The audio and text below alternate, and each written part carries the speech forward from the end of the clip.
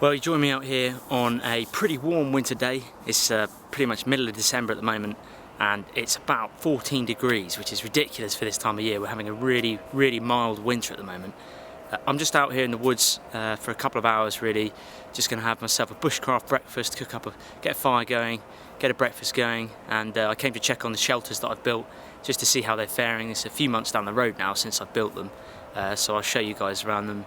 Obviously the foliage and stuff that I put as the proofing on the A-frame behind me was bracken, so that's now died back, but it will actually help me to start my fire. I'm going to do a birch bark fire today, so well, fingers crossed, hopefully I'll be able to start a fire with a bit of birch bark and some of the dried dead bracken behind me. I'll get that going, spend a few hours trying to get that going well, and then I can cook my breakfast, have a bit of food, and maybe do a little project, a bit of carving or something like that.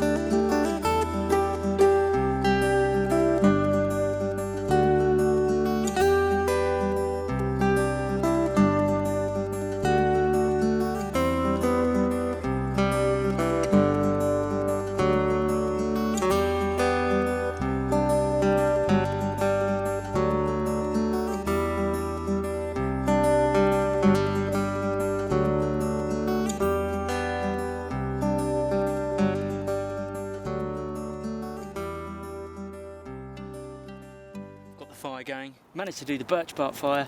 The bracken worked really well.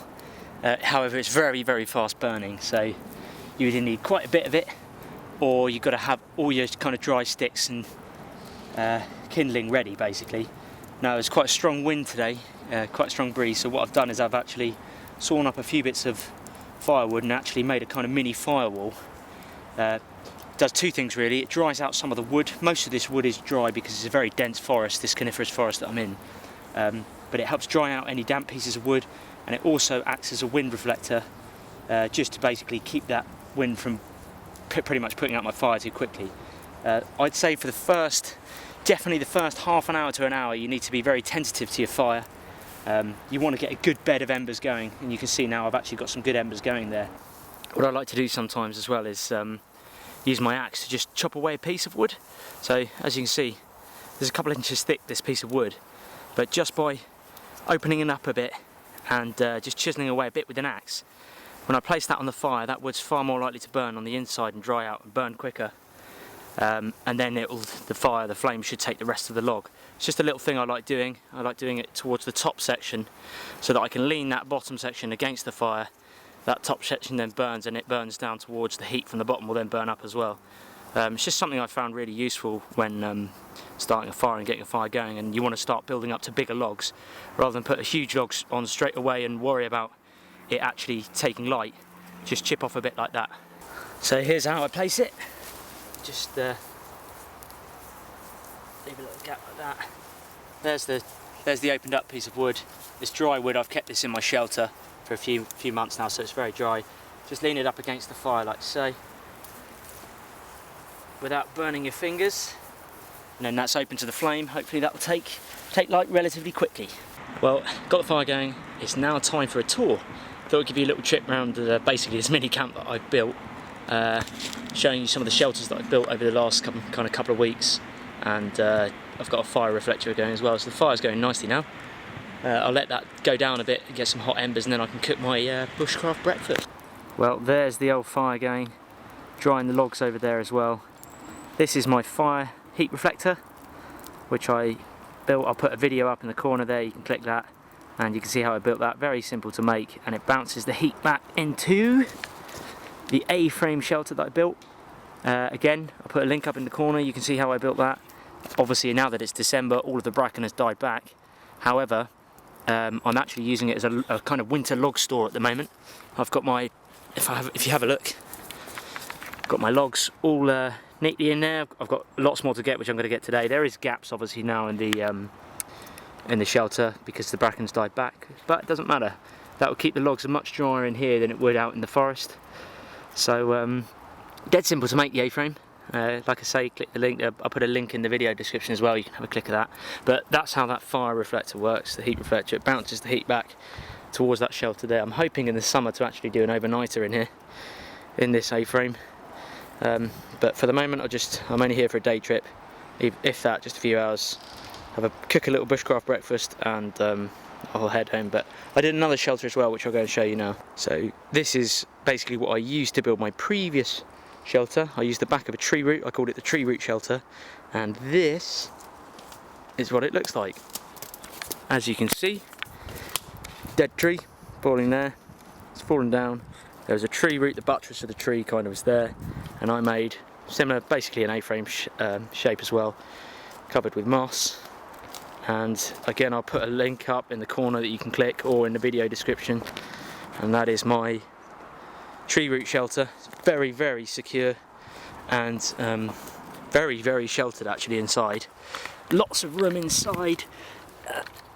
There's probably fit 2 people in here quite easily. But that was really good fun to make. I made that with no tools whatsoever. That was all just with bare hands. So yeah, like I say, check out the link in the video description if you want to see it. Right, let's get breakfast going. Before I put the breakfast on, cook something, I just thought I'd show you my tinder pouch. This is just made from leather cord. I've used a bit of cork from a wine bottle cork as a stopper to push up against there to keep it tight. The leather I just got online for about £5 I think it was, piece of leather, but you can use any kind of piece of leather. And in here I keep a char tin with all my char cloth in there. I did a video on that again, which I'll put in the corner of your screen or in the video description. You can click on that, how to make char cloth. That's my char tin. And this is just birch bark that I've collected, just held together in an elastic band, that I've collected over the weeks of just whenever I'm out and about and I need to collect some birch bark, then I roll it up. I've generally got one kind of big base plate, a couple of big kind of base ones that I use as the base where I'd scrape the bark off, and then a few smaller bits to help get that fire going a bit, which is what you saw at the beginning of the video. So yeah, I usually also keep some cramp balls in here and some dried moss, anything that's around, you know, sort of in the area at the time really, I'll just collect and put in here. But it's a handy little pouch to have, and I quite like the aesthetics of, you know, a leather pouch. Yeah, it's nice. It's been treated with dubbing just to make it a bit more waterproof. Yeah, good little thing to have. I've also got a couple of smaller ones as well, just for where I can put a couple of cramp balls in and things like that.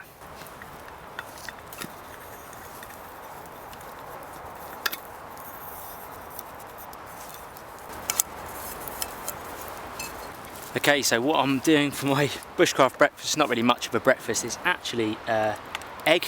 So I'm just going to do a bit of fried egg, probably be scrambled, and I quite like eating egg. It's very easy to cook, it's quick to cook, but obviously it's hard to bring an actual egg out with you because the shell's likely to crack and then it's going to leak everywhere.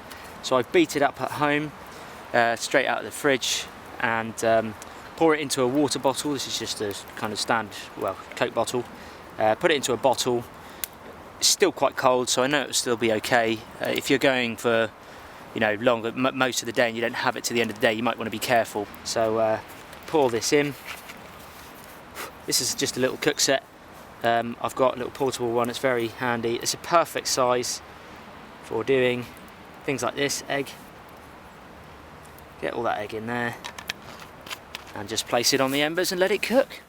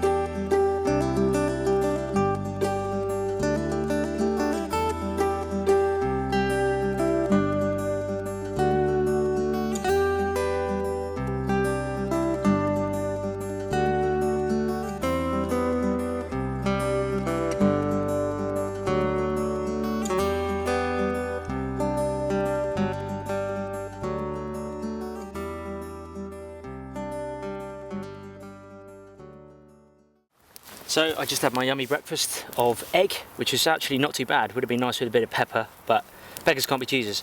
Now, obviously my fire was down to pretty much embers when I was cooking it. So to get your fire back up again, get a handful of twigs, about a pencil thickness, the thickness of a pencil.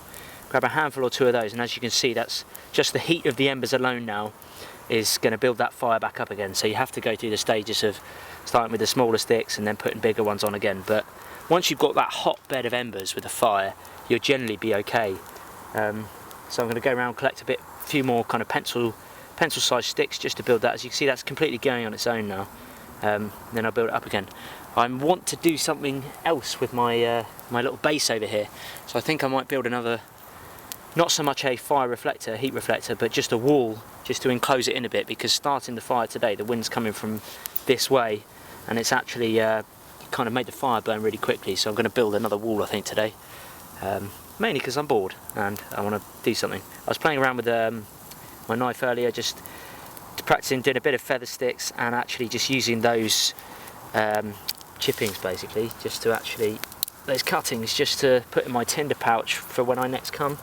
So another thing I'll do today is collect a load of sticks, load of logs, and actually just put them in the A-frame shelter, ready for when I come back again over the winter. Because let's face it guys, it's England, it's going to rain all the time this winter, so finding dry wood is going to be relatively difficult. So I'm going to put it in the shelter, and then hopefully when I next come round I can get another fire going quite easily for the next project. So let's get finding sticks for another wall.